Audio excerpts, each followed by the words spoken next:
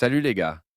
Si vous voulez avoir la suite des épisodes plus tôt, des séries qu'on propose, s'il vous plaît, rejoignez notre chaîne. Aujourd'hui, j'ai un nouveau manhwa pour vous, qui, à mon humble avis, est le frère spirituel du webtoon précédemment publié. Il y a un protagoniste qui se retrouve dans un monde totalement différent. Un ami, animal mignon, et une vie paisible en pleine nature qui peut guérir même les cœurs les plus abîmés. Assurez-vous de regarder jusqu'à la fin et dites-nous si vous avez aimé. L'histoire commence par une prévision météorologique annonçant qu'il pourrait pleuvoir sur toute la Corée à cause d'un typhon. Pour ceux qui aiment faire du camping comme notre MK, ce serait une mauvaise nouvelle. Cependant, il a quand même préparé son sac et est parti camper dans la forêt. Il sort quelques morceaux de viande marinée au kimchi de sa réserve alimentaire et les met sur une grande poêle, cuisinant bien plus de nourriture qu'une personne normale ne peut en manger.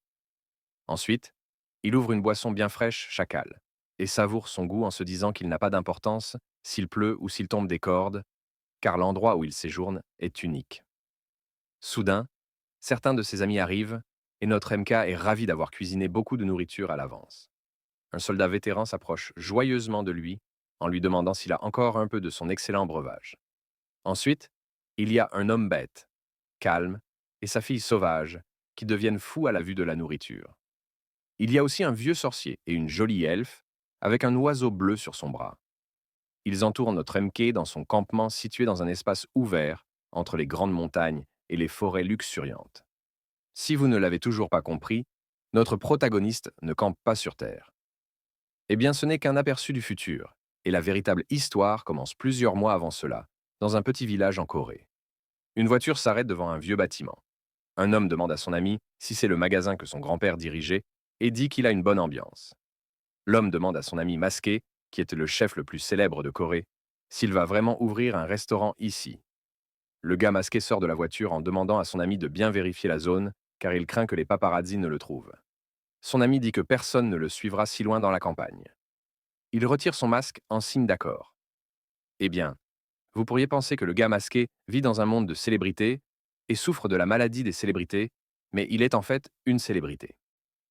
Il s'appelle Lee Kang-hayen, un chef célèbre qui a diplômé du CIA, l'une des 3 meilleures écoles de cuisine au monde, l'Institut culinaire d'Amérique, et non pas l'agence de renseignement. Après cela, il a remporté le concours international de cuisine de Paris, ce qui a marqué le début de sa renommée. Il n'était pas seulement talentueux, mais aussi beau, ce qui a poussé de nombreuses émissions de télévision à lui demander de participer à leur show. Cela aurait été une bonne chose si Kang Hayen n'avait pas été épuisé. C'était juste le premier problème. Le deuxième problème était les fans envahissants qui ne respectaient pas sa vie privée ou son éthique de travail et se précipitaient dans sa cuisine pour prendre des selfies avec lui. Il est devenu Gordon Ramsay à ce moment-là et a insulté ses fans hors de la cuisine. Cependant, il s'est quand même fait réprimander par ses aînés et d'autres chefs dans la cuisine qui l'ont accusé de compliquer les choses pour eux. Ils lui ont dit que s'il voulait se mêler à ses fans partout, il aurait dû devenir membre d'un groupe de K-pop.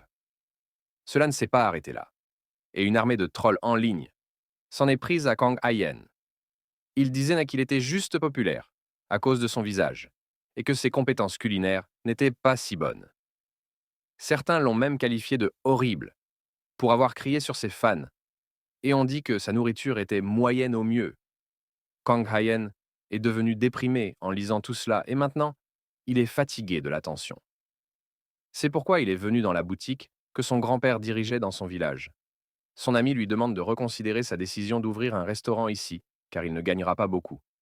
Kang Hayen répond que c'est bien pour lui, car il est venu ici pour se reposer.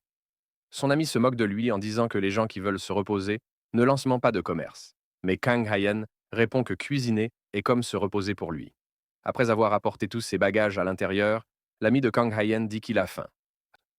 Il décide d'aller au restaurant le plus proche, et la qualité de la nourriture fait ressortir le Gordon Ramsay en lui à nouveau. Il prend les nouilles massives trempées dans une sauce, ressemblant à de la boue, et est prêt à se battre avec le chef. Mais son ami le calme, car il est normal que la qualité de la nourriture baisse dans un endroit comme celui-ci, sans concurrence. Il mange les nouilles et dit que la sauce a au moins un goût correct, selon lui. Eh bien, cela touche Kang Hayen, là où ça fait mal, car il ne peut plus goûter la nourriture. La première fois qu'il l'a découvert, il était dévasté et est allé voir un médecin immédiatement. Le médecin lui a dit qu'il avait perdu son sens du goût à cause du stress psychologique. Donc, il ne pouvait pas le traiter par la médecine conventionnelle ou la chirurgie. Le médecin a dit à Kang Hayan de prendre soin de son stress en premier et lui a suggéré de se trouver un hobby. Revenons au présent. L'ami de Kang Hayan lui demande s'il est vraiment sûr de venir dans cet endroit. Même s'il obtient quelques clients ici, il n'y a littéralement rien d'excitant qu'il puisse faire dans un village comme celui-ci. Kang Hayan répond qu'il y a des montagnes et des champs ici, ce qui est parfait pour lui, car il peut y faire du camping. Quelques jours plus tard, Kang Hayan prend tous les objets dont il a besoin pour camper et se dirige vers les montagnes en taxi. Le chauffeur de taxi se moque de sa tenue et dit qu'il ressemble à quelqu'un qui va à la plage à la place. Soudain, Kang Hayan se rappelle quelque chose et demande au chauffeur de s'arrêter par le village de Pyong. C'était le village où vivait son grand-père, et c'est la première fois que Kang Hayan vient ici depuis la mort de son grand-père. Il décide de nettoyer sa vieille maison avant de se rendre dans les montagnes, mais remarque alors que la porte du débarras est ouverte. Il panique, en pensant qu'il pourrait y avoir un voleur, et vérifie nerveusement. Il pense qu'il a un sac de camping en acier inoxydable, donc il peut gérer n'importe quel voleur, mais je dirais que la force pour se battre vient du cœur d'une personne, pas des armes qu'elle possède. Eh bien, Kang Hayan sursaute soudainement alors que quelque chose sort de la pièce, qui s'avère être un simple chat de maison. Vous voyez, je vous ai dit qu'il n'avait pas le cœur d'un combattant. Il veut montrer son attitude au chat en fléchissant son sac vers elle. Il entre ensuite dans le débarras et commence à chercher l'interrupteur. Cependant, en continuant à avancer sans rien trouver, il réalise une dinguerie. Le débarras semble beaucoup plus grand qu'il ne le paraissait de l'extérieur. Soudain, Kang Hayan remarque de minuscules étincelles de lumière tout autour de lui et découvre qu'il regarde un univers complètement différent tout en se tenant sur le bord effondré d'une plateforme. Soudainement, la pierre sous ses pieds se détache et Kang Hayan trébuche dans un autre univers en criant si fort qu'il remplit une page entière du manga. Lorsqu'il ouvre les yeux, il se retrouve dans une forêt étrange et se demande où il est. Un petit animal lèche sa main et il panique immédiatement. Cependant, l'écureuil aux oreilles géantes qui léchait sa main est toujours là, le regardant avec surprise. Kang Hayan pense que l'écureuil a des oreilles énormes. Mais ensuite, il commence à battre des ailes et s'envole, le laissant perplexe. Ce n'est pas un écureuil, c'est un Pokémon. Ensuite, Kang Hayan remarque des bruits dans les buissons derrière lui et panique à nouveau, seulement pour trouver un lapin. Eh bien, ce n'était pas n'importe quel lapin, mais un lapin musclé qui n'a jamais raté une journée à la salle. Je ne pense même pas que les lions de cette forêt essaient de le dévorer. Le lapin s'éloigne en sautillant, comme s'il faisait de l'exercice. Et Kang Hayan réalise qu'il doit s'échapper, avant de rencontrer des créatures encore plus dangereuses. Il court frénétiquement, mais la nuit tombe et il ne trouve toujours pas de sortie. Il n'y a même pas de réseau téléphonique. Kang Hayan pense au médecin qui lui a conseillé de faire du camping et le maudit parce qu'il est maintenant perdu. Soudain, son estomac commence à gronder pour réclamer de la nourriture, alors Kang Hayan allume un feu et commence à cuisiner. Le problème est qu'il a perdu son sac en acier inoxydable qui contenait la plupart des ingrédients. Les seules choses qu'il a maintenant sont du poisson séché, du sel, du poivre et du bouillon de bœuf. Au moins, il a quelque chose à manger, alors il commence à cuisiner. Il verse le bouillon de bœuf sur le poisson séché dans sa poêle et ajuste le goût avec du sel et du poivre. Il n'est pas satisfait de sa cuisine, mais au moins c'est comestible. Kang Hayan mange le plat de poisson séché et, comme prévu, il ne peut pas le goûter du tout. Frustré, il jette la poêle avant de maudire son destin. Soudain, il ressent un autre bruissement dans les buissons et remarque une paire d'yeux qui le fixent dans l'obscurité. Kang Hayan craint qu'il s'agisse d'un loup et tend la main vers son couteau de poche. Ce n'est pas comme s'il pouvait faire grand-chose avec le couteau, mais il le prend quand même et le positionne face au grand loup noir qui lui montre les crocs. Kang Hayan crie fort, anticipant une attaque, mais rien ne se passe. Quand il ouvre les yeux, il ne trouve rien. Puis, soudain, il entend un bruit venant de derrière lui et se retourne pour trouver un petit chiot blanc en train de dévorer la nourriture dans sa poêle. Le petit chiot a léché la poêle proprement et remue intensément la queue en regardant Kang Hayan. Kang Hayan est complètement confus en voyant la créature et pense d'abord qu'il s'agit d'une petite race de chien. Le chiot s'approche de lui et il se demande d'où il vient. Kang Hayan lui dit que, s'il a fini de manger, il devrait partir parce qu'il n'aime pas les chiens pour commencer. Il prend ensuite le chiot et commence à lui caresser les poils tout en se plaignant de ne pas comprendre les gens qui trouvent les chiens mignons. C'est le genre de malhonnêteté que je peux pardonner. Kang Hayan remarque que la fourrure du chiot est un peu raide parce qu'il est sauvage. En regardant de plus près son apparence, il remarque ses griffes et ses crocs acérés, ce qui lui fait réaliser qu'il ne s'agit pas d'un chien, mais d'un loup. Il remarque ses griffes et ses crocs acérés, ce qui lui fait réaliser qu'il ne s'agit pas d'un chien, mais d'un loup. Il panique en se demandant où peut bien être la mère du louveteau, craignant que le grand loup noir qu'il a vu plus tôt ne soit la mère, et que lorsqu'elle découvrira son bébé avec un humain, les conséquences seront très évidentes. Kang Hayan est terrifié, mais il remarque qu'il est toujours affamé. Il s'allonge par terre, en pensant que cela ne fait rien si le loup le tue, car il est de toute façon destiné à mourir de faim. Soudainement, le loup commence à le traîner par sa chemise, et Kang Hayan se demande s'il essaie maintenant de le manger. Cependant, le loup l'amène à un tronc d'arbre creux, émettant une légère lumière violette. En voyant cela, Kang Hayan reconnaît la même chose qu'il a vue avant de venir dans ce monde, et se demande s'il peut retourner chez lui en utilisant ce passage. Toutefois, il est sceptique, car le trou mène de nouveau vers le bas, et s'il le prend, il pourrait finir en enfer. Il décide d'abord de jeter un coup d'œil et met sa tête dans le trou, mais le louveteau en profite pour le pousser dedans, le propulsant une fois de plus dans le trou. Kang Hayan hurle en maudissant le louveteau dans son esprit. Mais à son grand soulagement, il se retrouve rapidement à l'extérieur du débarras. Kang Hayan est ému aux larmes par le fait qu'il ait survécu et pense qu'il n'a même pas eu l'occasion de remercier le louveteau pour son aide. Il décide de ne jamais oublier cette dette tant qu'il vivra. Le chiot est là et commence à remuer la queue alors que Kang Hayan le remarque.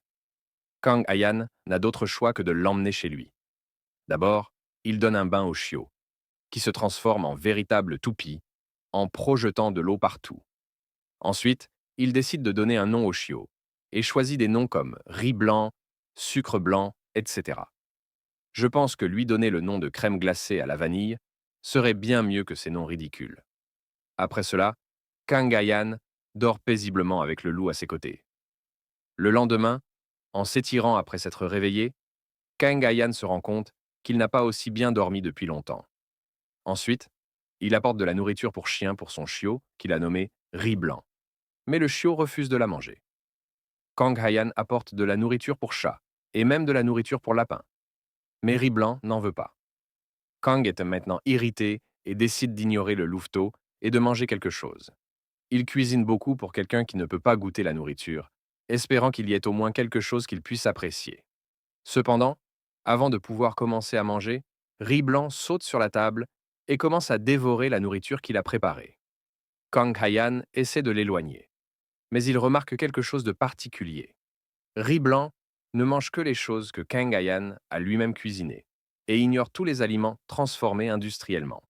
Il ne touche même pas au steak congelé que Kang Hayan a acheté dans un magasin de proximité.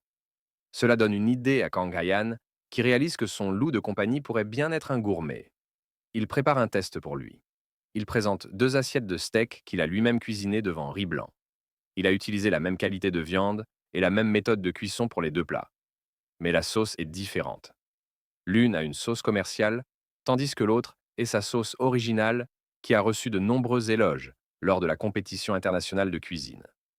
Kang Hayan dit à Riz Blanc que s'il connaît vraiment la nourriture de gourmet, il doit choisir judicieusement. Riz Blanc commence par renifler le steak à la sauce commerciale. Et Kang Hayan sait que c'est aussi savoureux. Cependant, si le louveteau choisit sa sauce, il sera un épicurien, une personne qui a développé un goût pour le luxe. Riz Blanc mange d'abord le steak à la sauce commerciale. Puis, il passe au steak à la sauce originale de Kang Hayan. Et dès qu'il commence à le manger, Kang Hayan réalise immédiatement qu'il l'a beaucoup plus aimé à cause du mouvement plus rapide de sa queue. Il est ravi que Riz Blanc se soit vraiment avéré être un gourmet et comprend qu'il ne peut plus lui donner n'importe quoi à manger maintenant. Kang Hayan regarde l'assiette propre et réalise qu'après longtemps, il sent que cela valait la peine de mettre tous ses efforts dans la cuisine. Peu de temps après, Kang Hayan commence à peindre son restaurant, mais la peinture est inégale et il se demande où est le problème. Quelqu'un lui dit qu'il utilise de la peinture d'intérieur pour peindre des murs extérieurs. Kang Hayan se retourne et voit un vieil homme élégant et excentrique se plaindre du fait que les jeunes de la nouvelle génération ne savent même pas reconnaître la peinture.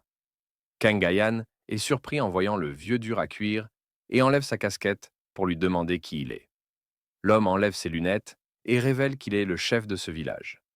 Il s'attendait à ce que le nouveau membre du village vienne le voir. Mais comme Kang Hayan ne l'a pas fait, il est venu lui-même. Le chef du village insulte alors les compétences de peinture de Kang Hayan en disant que cela ressemble à un raton laveur qui aurait peint le mur avec la queue d'un singe. Il remarque Riz Blanc et essaie de le caresser tout en disant à Kang Hayan de renoncer à peindre, car il va lui présenter quelqu'un qui peut le faire parfaitement. Kang Hayan essaie de refuser et dit qu'il appellera des professionnels, mais le chef du village lui dit qu'il ne connaît pas la valeur de l'argent.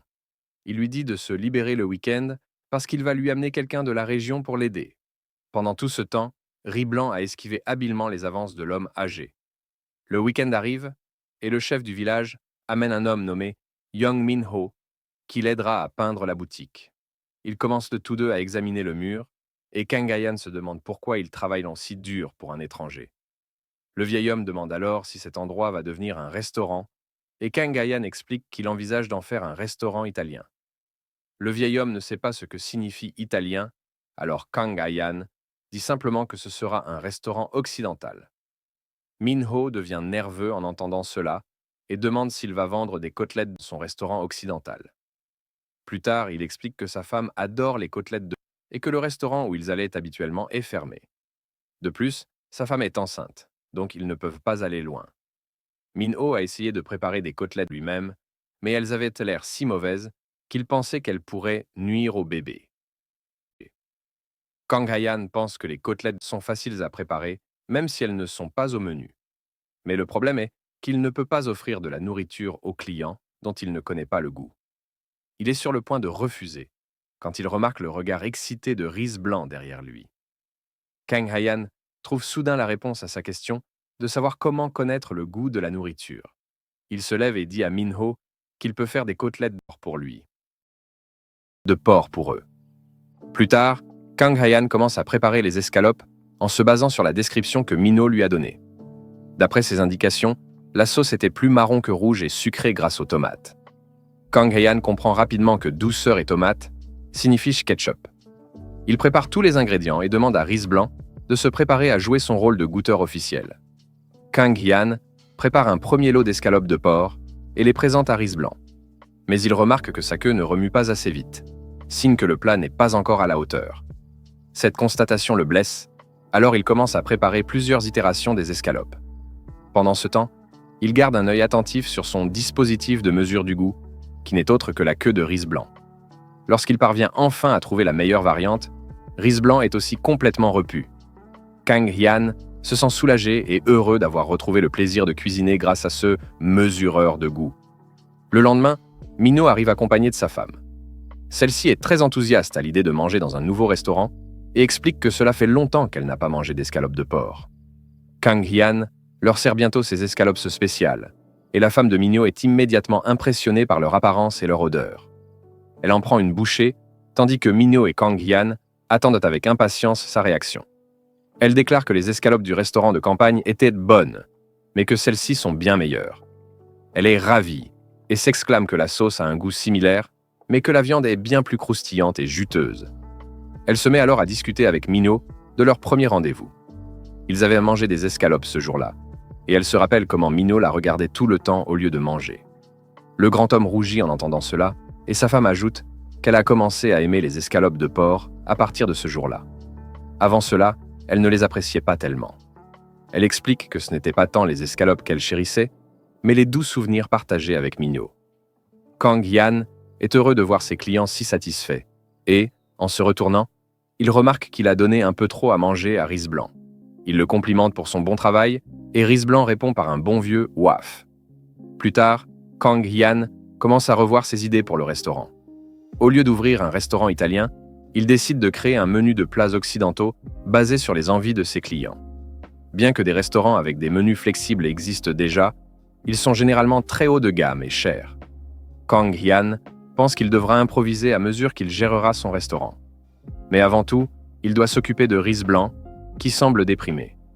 Kang Hayan lui demande s'il regrette la forêt d'où il vient, Les oreilles et la queue de Riz Blanc se redressent immédiatement en entendant le mot « forêt ».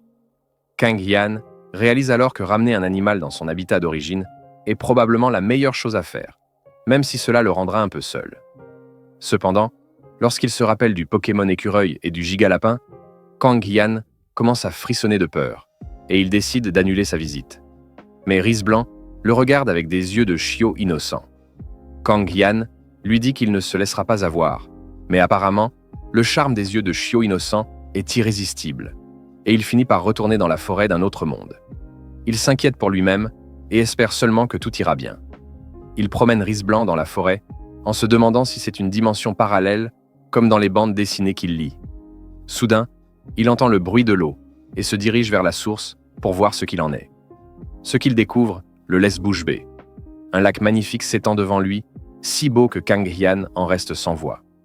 Il déclare que si cet endroit était son chez lui, il aurait aussi le mal du pays, peu importe où il irait. Il regarde ensuite Riz Blanc et lui dit qu'il a un cadeau d'adieu pour lui.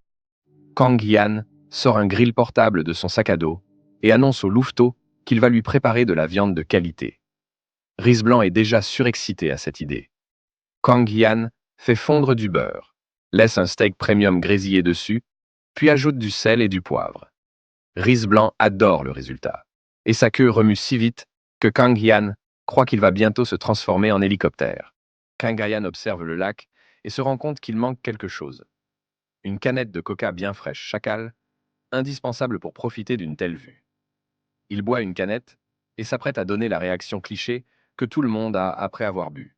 Mais pour une fois, il ne le fait pas. De toute façon, personne ne boit des boissons énergisantes pour son goût. Alors qu'il savoure le paysage, il sent soudain une lame sur son épaule. Une voix rauque lui demande qui il est, car il ne semble pas venir des villages voisins. Kang Hayan est terrifié, et le garde vétéran qui le tient sous la menace de son épée lui demande fermement de s'identifier. Kang Hayan, effrayé à en perdre ses moyens, tente de répondre à la question de l'homme. Il ne peut que lui dire qu'il est un chef cuisinier. Il insiste sur le fait qu'il n'est pas du tout une personne suspecte. Mais l'homme lui demande ce qu'un chef peut bien faire ici. Kang Hayan répond qu'il admirait simplement le paysage. L'homme lui demande alors si une forêt où apparaissent des bêtes démoniaques est vraiment un endroit pour admirer la vue. Il crie à Kang Hayan de lui dire ce qu'il fait, réellement. Sinon, il le tuera. Soudain, l'homme remarque Riz Blanc en train de manger et de le regarder du coin de l'œil. Il semble réaliser quelque chose. Kang Hayan, terrifié, le supplie de l'épargner, allant jusqu'à offrir tout son argent en échange de sa vie.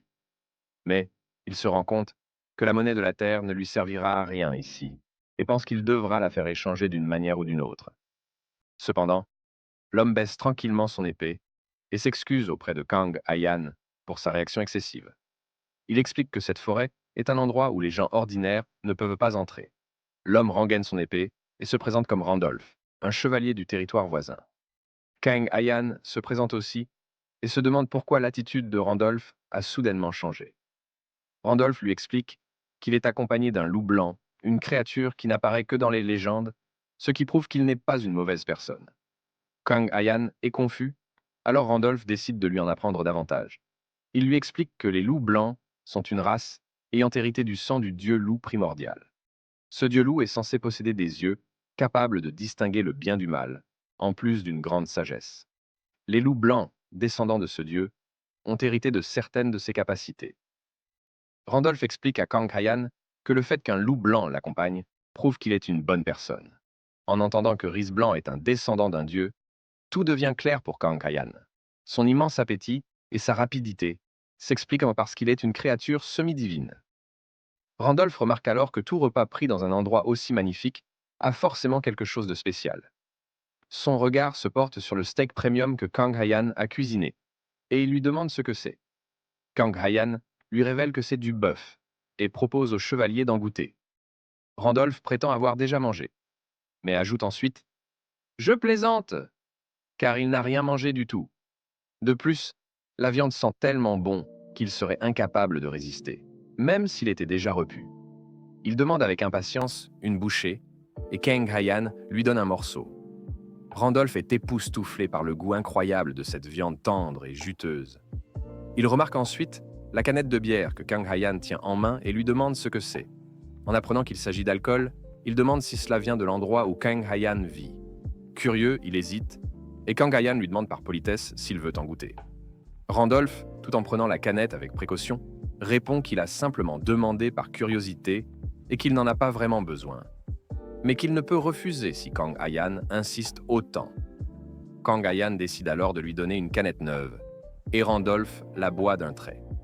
Il reste sans voix, car il n'a jamais goûté une bière aussi rafraîchissante et légère auparavant. Kang Hayan est content de voir que l'attitude du chevalier a changé.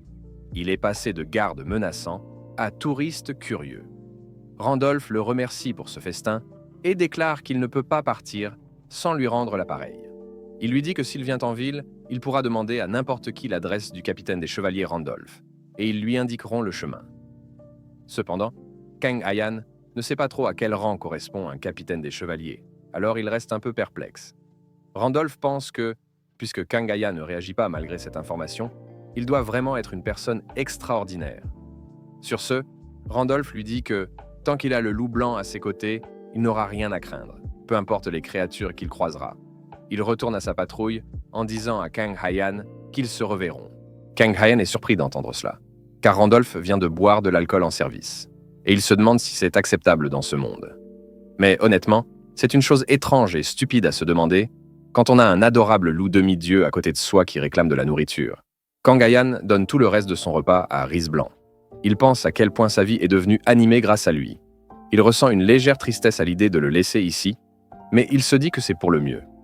Avec un soupir, il se lève et dit à Riz Blanc qu'il ne sait pas s'ils se reverront un jour, lui demandant de bien prendre soin de lui. Il commence à s'éloigner, puis se retourne, espérant voir un signe d'affection de la part de Riz Blanc. Kang Hayan espérait que le chiot montrerait au moins un peu d'attachement envers lui. Mais, quand il regarde de nouveau, tout ce qu'il trouve, c'est son plateau de nourriture. Kang Hayan se demande où est passé Riz Blanc, puis il sent que son sac à dos est plus lourd. En réalité, le chiot s'y accroche. Kang Hayan lui demande de lâcher prise, mais Riz Blanc utilise ses griffes pour s'agripper encore plus fermement au sac, le ruinant au passage. Après un moment, Kang Hayan abandonne, vaincu, et lui demande pourquoi il agit ainsi. Riz Blanc, en réponse, se contente de lui lécher la main. Il demande au chiot pourquoi il veut revenir avec lui alors qu'il est de retour dans sa ville natale. Riz Blanc aboie, et Kang Hayan lui demande s'il préfère rester avec lui. Cette réponse rend Kang Hayan heureux, et il prend le chiot dans ses bras, réalisant qu'il n'a pas d'autre choix que de l'emmener avec lui. Cependant, en retournant au village, Kang Hayan comprend qu'il devra probablement revenir souvent dans cet autre monde, car sinon Riz Blanc fera des siennes. En arrivant au village, il remarque que tout le monde est rassemblé pour une fête. Il se demande ce qui se passe, mais ne s'en soucie pas vraiment. Cependant, tout le monde est regroupé devant sa boutique. Le chef du village remarque finalement sa présence et déclare que Kang Hayan est enfin là. Kang Hayan lui demande ce que tout le monde fait ici, et le chef répond qu'ils organisent un banquet. Kang Hayan répond qu'il n'était pas au courant et décide de partir, car il n'a pas envie de participer à la fête. Cependant, le chef du village l'arrête, insistant pour qu'il reste, car cette fête a été organisée pour l'accueillir. Les villageois déploient alors une immense bannière de bienvenue pour Kang Hayan. Ce dernier n'était pas prêt à voir cela. Tout le monde semble s'amuser à sa fête de bienvenue, sauf Kang Hayan, qui ne souhaite qu'une chose, rentrer chez lui. Les anciens du village l'ennuient avec leur bavardage, et Minho et sa femme semblent être les seuls à avoir un peu de bon sens. Kang Hayan leur demande si c'est toujours comme ça à l'arrivée d'un nouvel habitant. La femme de Minho explique qu'ils forment un petit village et qu'ils essaient de rester proches les uns des autres. Mais Kang Hayan remarque bien que les anciens cherchent juste une excuse pour boire toute la journée. Le chef du village vient lui dire qu'ils tiennent vraiment les uns aux autres et que partager leur bonheur est une habitude ici.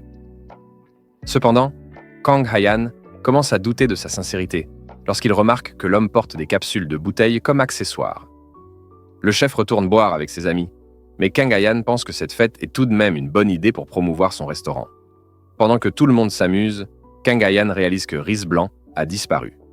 Il voit alors que plusieurs villageois l'ont encerclé, admirant à quel point il est mignon et à quelle vitesse il dévore la viande. Cependant, dès qu'ils essaient de le caresser, Riz Blanc esquive leurs mains comme un pro.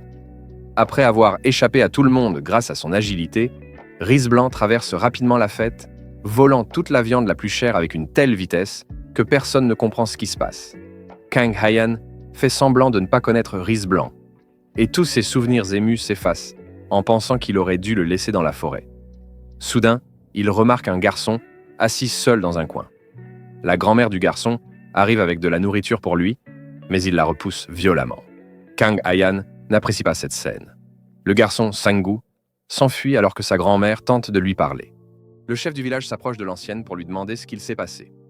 Elle explique que Sang-gu agit de manière rebelle depuis qu'il est rentré de l'école la veille. Son ami s'est vanté d'avoir mangé un hamburger et maintenant, Sang-gu en veut un aussi. Sa grand-mère lui a apporté un burger d'un magasin, mais il n'en veut pas. Quelqu'un propose d'acheter un hamburger dans un restaurant le lendemain, mais une autre personne répond que le garçon veut sûrement un Big Mac, qu'ils ne vendent pas ici. Cependant, le chef du village déclare que ce n'est pas grave s'ils ne le vendent pas ici, car ils peuvent le préparer eux-mêmes. Il pointe alors Kang Hyan, affirmant qu'ils ont un chef venu de Séoul qui sait sûrement comment faire. Kang Hyan est exaspéré par toute cette attention, mais finit par céder et accepte la demande du chef du village. Toutefois, ce dernier lui précise qu'il n'est pas nécessaire que le hamburger ait exactement le goût d'un Big Mac, car Sang-gu ne veut probablement pas réellement un hamburger. Le chef explique que le garçon doit être jaloux de son ami, qui est sorti avec ses parents. Il ajoute que la mère de Sang-gu est hospitalisée et que son père est à l'étranger pour le travail. Donc il vit ici avec sa grand-mère. Kang Hyan ressent soudain un respect nouveau pour le chef du village, qui semble connaître les conditions de vie de tout le monde. Mais ce respect chute rapidement lorsqu'il remarque des bouteilles vides attachées à sa ceinture. Le soir, Kang Hyan réfléchit et se dit qu'il peut facilement préparer des hamburgers, car il a étudié en Amérique. Pourtant, il n'a jamais goûté un Big Mac, car il passait tout son temps à étudier.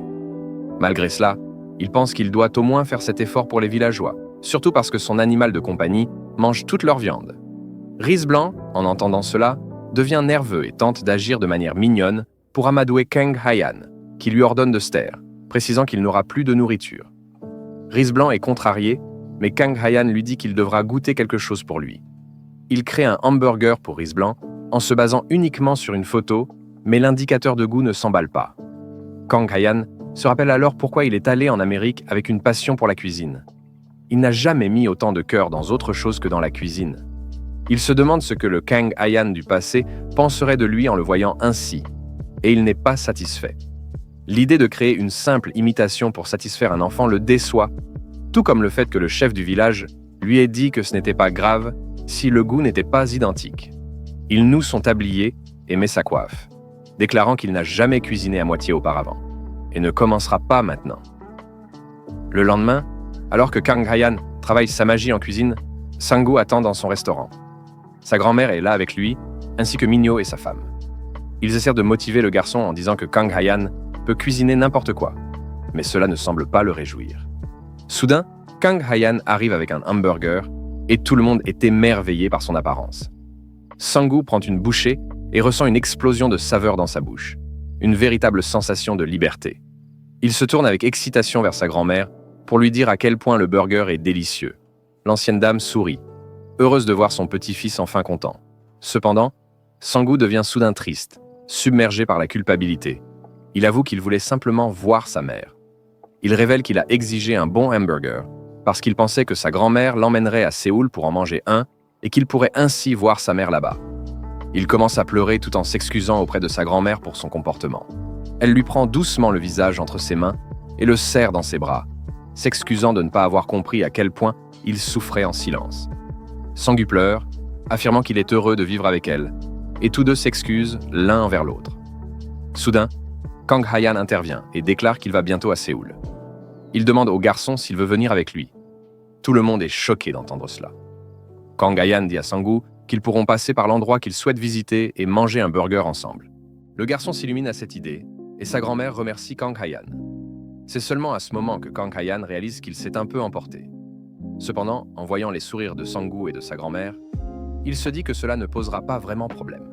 Après cela, Kang Hyan regarde son réfrigérateur et se demande s'il devrait prendre quelques restes pour aller camper. Les oreilles de Riz Blanc se dressent en entendant le mot « camping » et il s'approche de Kang Hyan. Ce dernier pense qu'il n'aura probablement pas de temps pour camper une fois que le restaurant ouvrira. Riz Blanc le regarde avec ses yeux innocents de chiot, et malgré tous ses efforts, Kang Hyan est contraint d'emmener son animal dans les forêts fantastiques. Il s'assoit sur une chaise maussade, tandis que Riz Blanc court et aboie joyeusement. Finalement, il décide qu'il n'y a pas de raison de rester contrarié. Il commence à installer une tente, mais cela s'avère plus difficile qu'assembler un meuble Ikea sans mode d'emploi. Pendant ce temps, Riz Blanc poursuit des papillons. Bientôt, Kang Hyan parvient à monter sa tente. Puis il réalise qu'il a faim. Il commence à préparer un ragoût épicé au kimchi, mais il ne peut toujours pas goûter. Deux mignons Pokémon écureuils s'approchent de lui avec enthousiasme, et Kang Hyan décide de leur donner un peu de viande légèrement cuite. Il leur jette quelques morceaux, mais un oiseau géant surgit soudain, s'empare de la viande et s'envole. Quoi qu'il en soit, Kang Hyan a encore suffisamment de viande pour satisfaire les écureuils.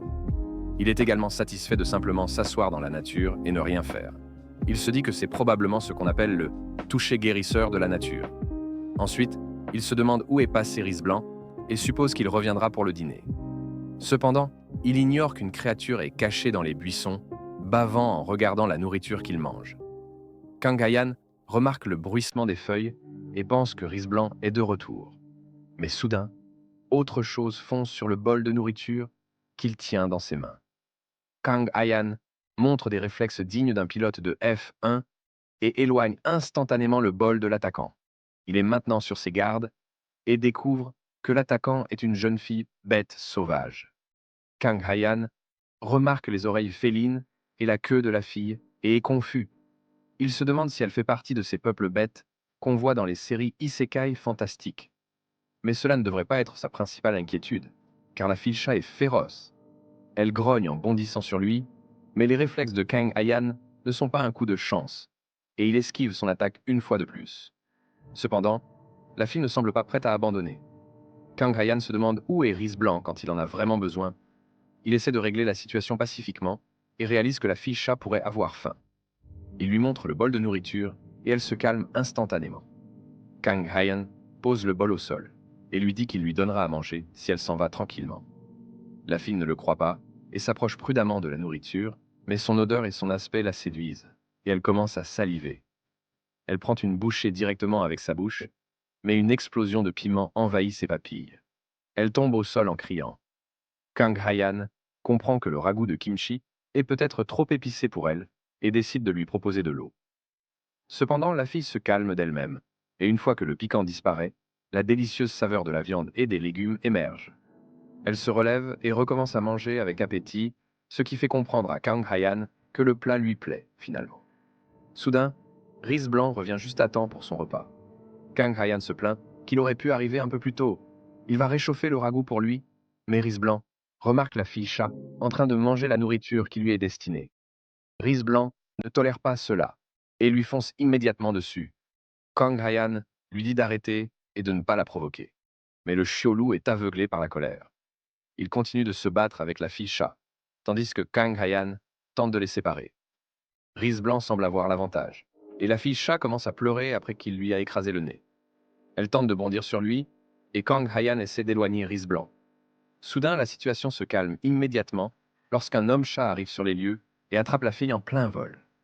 L'homme-chat s'excuse auprès de Kang Hyan avant de quitter le campement à grande vitesse avec la fille dans ses bras. Kang Hyan ne peut que les regarder partir avec une empreinte de pattes de Riz Blanc sur le visage, en se demandant combien de races différentes vivent dans cette forêt. Il retourne au village et commence à nettoyer son restaurant avec l'aide de Riz Blanc. L'ouverture du restaurant est prévue pour demain, et Kang Hyan se dit qu'il doit arrêter de jouer et se concentrer sur son travail. Pendant ce temps, une vieille dame passe devant la boutique et remarque la bannière de bienvenue pour Kang Hyan. À l'intérieur, il vérifie ses préparatifs et constate que tout est prêt. Dès qu'il termine le nettoyage, il rêve d'une ouverture parfaite, mais la vieille dame entre soudainement dans son restaurant. Elle lui demande s'il est ouvert, et Kang Hyan répond que l'ouverture est prévue pour demain. Cependant, pour ne pas décevoir les villageois, Kang Hyan soupire et lui propose de s'asseoir. La vieille dame remarque que le mobilier est vieux et lui demande pourquoi il utilise encore ces vieilles choses au lieu de les jeter. Elle remarque que l'endroit est toujours le même, et Kang Hyan lui demande si elle venait ici lorsqu'il s'agissait d'un salon de thé tenu par son grand-père. La vieille dame ne lui répond pas, mais lui demande plutôt ce qu'il va vendre ici. Il lui explique qu'il proposera de la nourriture occidentale, comme des pizzas et des pâtes. La vieille dame ne connaît les pâtes que sous le nom de nouilles américaines, ce qui ferait bondir les Italiens. Elle demande à Kang Ha-yan de lui préparer des pâtes et lui laisse le choix des détails. Kang Ha-yan se rend dans la cuisine et se dit que, puisque c'est la première fois que cette vieille dame goûte des pâtes, il va lui préparer une recette classique, des pâtes à la sauce tomate. Il cuisine tout parfaitement, car il considère qu'elle est sa première cliente. Il lui présente les pâtes à la tomate, mais devient anxieux à l'idée de sa réaction. Même s'il ne peut pas goûter ses plats, il a souvent reçu des compliments à leur sujet. La vieille dame prend une bouchée, son expression s'assombrit, et elle demande à Kang Ha-yan combien cela coûte, ce qui le laisse perplexe. Pendant ce temps, le chef du village entre dans le restaurant pour voir comment Kang Ha-yan s'en sort. Il est surpris de voir la vieille dame qu'il appelle grand-mère Park. Il lui demande pourquoi elle est là, et elle répond qu'elle est venue manger, puisque c'est un restaurant.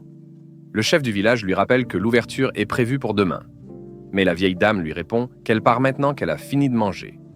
Le vieil homme se plaint que la femme est trop froide et remarque l'assiette de pâtes à la tomate, preuve qu'elle a bien mangé ici. Cependant, il est confus de voir qu'elle a laissé autant de nourriture. Kang Ha-yan pense la même chose et se sent déstabilisé, se demandant ce que la vieille dame n'a pas aimé dans son plat. Et c'est ainsi que la vidéo se termine.